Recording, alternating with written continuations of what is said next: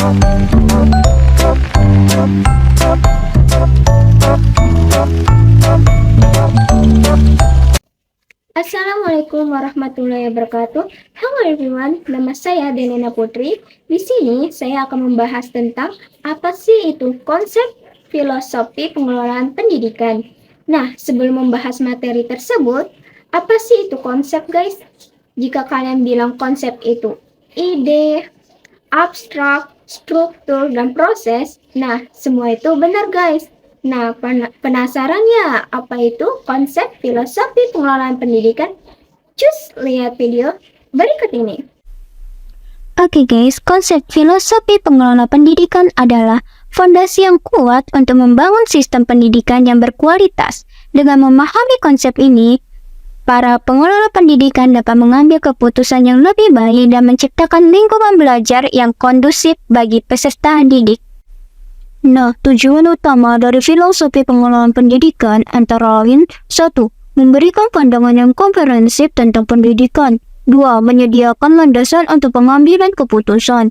3. Menjamin konsistensi dalam implementasi pendidikan. 4. Memperkaya praktik pendidikan. 5. Menginspirasi pengembangan karakter. Konsep filosofi pengelolaan pendidikan menjadi landasan penting untuk mencapai pendidikan yang setara. Berikut beberapa langkah yang dapat diambil. 1. Menegakkan prinsip keadilan dan kesetaraan. Dibagi menjadi 3, yaitu akses yang merata. Setiap anak Indonesia berhak mendapatkan akses pendidikan yang sama, tanpa memandang latar belakang sosial, ekonomi, atau geografis. Kurikulum yang inklusif. Kurikulum harus dirancang untuk mengakomodasi keberagaman siswa, baik dari segi kemampuan, minat, maupun latar belakang budaya. Fasilitas yang memadai. Setiap sekolah harus dilengkapi dengan fasilitas belajar yang memadai, seperti perpustakaan, laboratorium, dan sarana olahraga. 2. Memperkuat peran pemerintah. Dibagi menjadi 3, yaitu kebijakan yang komprehensif. Pemerintah perlu menyusun kebijakan pendidikan yang jelas dan konsisten, serta memastikan implementasinya secara efektif. Lokasi anggaran yang cukup. Anggaran pendidikan harus dilokasikan secara adil dan merata untuk semua jenjang pendidikan dan daerah. Peningkatan kualitas guru. Pemerintah perlu meningkatkan kualitas guru melalui program pelatihan dan pengembangan profesional yang berkelanjutan. 3. Melibatkan masyarakat. Terbagi menjadi 3, yaitu partisipasi masyarakat.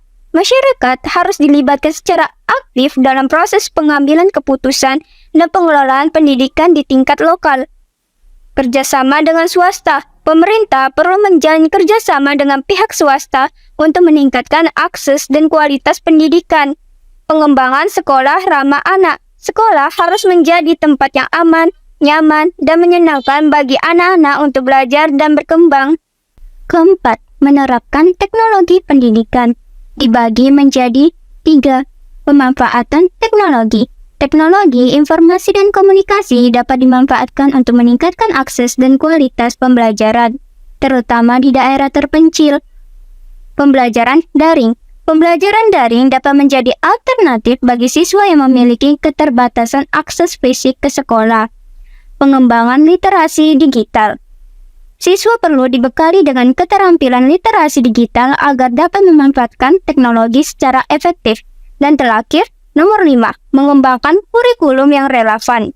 Dibagi menjadi 3. Kurikulum berbasis kompetensi. Kurikulum harus dirancang untuk mengembangkan kompetensi siswa yang relevan dengan tuntunan dunia kerja. Integrasi nilai-nilai kebangsaan. Pendidikan harus menanamkan nilai-nilai kebangsaan, toleransi, dan gotong royong. Fokus pada pembelajaran berbasis masalah. Pembelajaran harus berpusat pada siswa dan menekankan pada pemecahan masalah. Nah, guys, setiap hal pasti ada tantangan dan solusinya kan? Jadi, tantangan dan solusi agar pendidikan di Indonesia bisa setara antara lain 1. Ketimpangan sumber daya.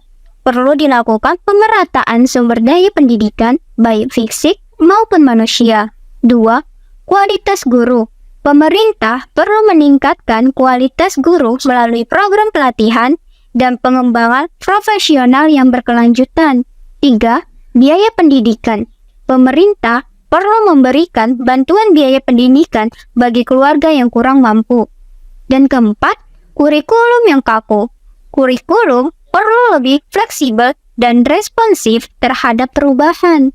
Nah, jadi guys, filosofi pengelolaan pendidikan terus berkembang seiring dengan perubahan zaman. Pada pendidik dan pengelola pendidikan perlu terus mengikuti perkembangan ini agar dapat memberikan pendidikan yang relevan dan berkualitas bagi peserta didik. Nah guys, filsafat pendidikan adalah seperti kompas yang memandu sebuah kapal menuju tujuannya. Tanpa kompas, kapal akan tersesat dan tidak akan mencapai tujuannya. Begitu pula dengan sekolah. Tanpa filosofi yang jelas, sekolah akan kesulitan untuk mencapai tujuan pendidikan yang telah ditetapkan.